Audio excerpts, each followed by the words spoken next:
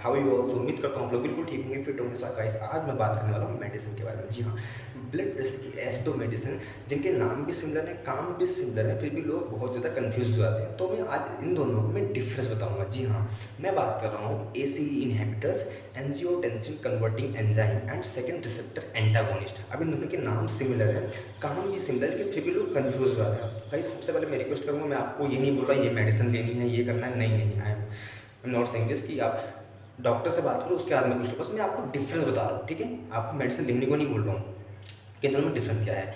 सो सबसे पहले हम डिफरेंस समझने से पहले इन दोनों के मैकेनिज्म के बारे में जानेंगे। लाइक जैसे कि ब्लड प्रेशर, सबसे पहले जानेंगे ब्लड प्रेशर बढ़ता कैसे है। तो आपको ये पता चलेगा ना कि ब्लड प्रेशर कैसे बढ़ता है, उसके बाद में ये मेडिसिन आपको ईजिली समझ में आ जाएगी कि ये क्या करती है एक्चुअली में, ठीक है। सो ब्लड प्रेशर कैसे बढ़ता है ये बात कर लेते हैं पहले। किडनी से हमारे एक एंजाइम रिलीज होता है जिसका नाम है रेनिन, ठीक है। रेनिन का काम होता है आपके ब्लड प्रेशर को रेगुलेट करना, ठीक है, ब्लड प्रेशर को बढ़ा देना।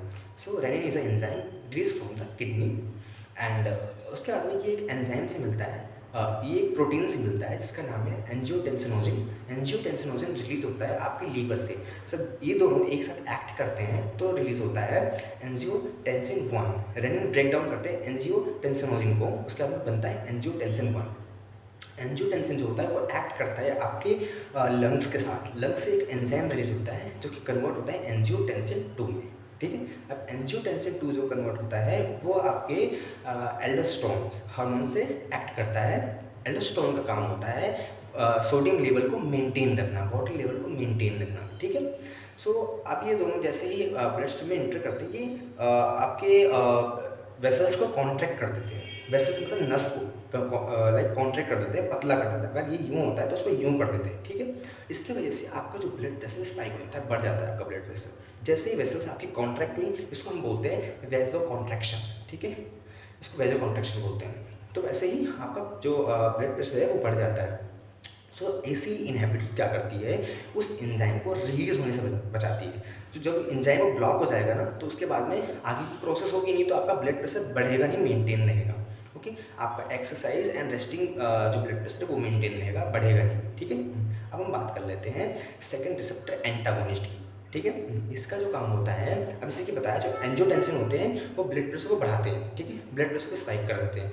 तो एंजियोटेंसिन सेकंड रिसेप्टर जो है वो इंटर जरूर करेगी आपके ब्लड वेसल्स में, बट वहाँ पर ब्लड प्रेशर नहीं बढ़ा पाएगी, बिकॉज जो सेकंड रिसेप्टर मेडिसिन है वो उसको आपके रिसेप्टर्स के साथ, ब्लड वेसल्स के रिसेप्टर के साथ बाइंड नहीं होने देगी, मतलब कनेक्ट नहीं होने देगी। अगर ये आपके रिसेप्टर के साथ कनेक्ट नहीं होंगे तो आपका जो ब्लड वेसल्स है, सॉरी, जो आपका ब्लड प्रेशर है वो बढ़ेगा नहीं। अब ये रिसेप्टर्स क्या होते हैं, रिसेप्टर्स होते हैं अल्फा एंड बीटा।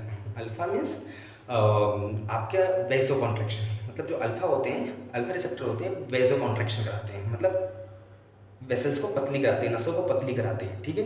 अब जो बीटा होते हैं वो वेसो डायलेशन करते हैं। डायलेशन मतलब ओपन अप, मतलब नसों को खोल देते हैं, ठीक है, जिससे क्या होता है, इजीली ब्लड फ्लो हो जाता है और आपका ब्लड प्रेशर ड्रॉप हो जाता है, कम हो जाता है, ठीक है।